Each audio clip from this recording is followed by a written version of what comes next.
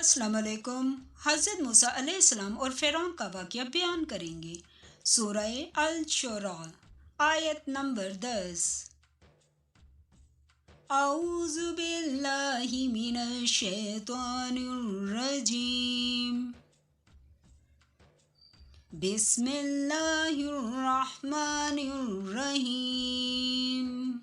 Like करें, subscribe करें और बेल आइकन पर क्लिक करें। और जब तुम्हारे परवरदिगार ने मूसा अलैहिस्सलाम को पुकारा कि जालिम लोगों के पास जाओ।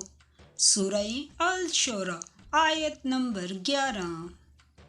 यानी कौम फ़िरौन के पास, क्या ये डरते नहीं?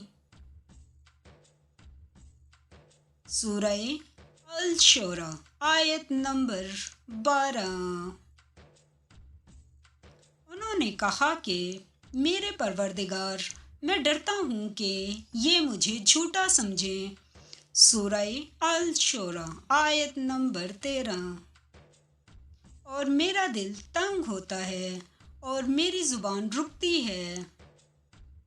तो हारून अलैहिस्सलाम को हुक्म भेज के मेरे साथ चलें। सूरह अल-शुरा आयत नंबर 14। और इनका मुझ पर एक गुनाह यानी कब्ती के खून का दावा भी है, सो मुझे ये डर है कि मुझको मार ही डालें। सूरह अल-शुरा आयत नंबर 15। फरमाया, हरगिज़ नहीं, तुम दोनों हमारी निशानियां लेकर जाओ, हम तुम्हारे साथ सुनने वाले हैं। सूरह अल-शुरा आयत नंबर 16।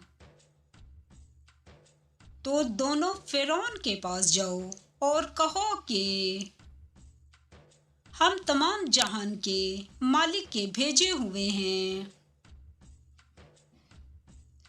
सूरह अल-शुरा आयत नंबर 17। और इसलिए आए हैं कि आप बनी इसराइल को हमारे साथ जाने की इजाज़त दें।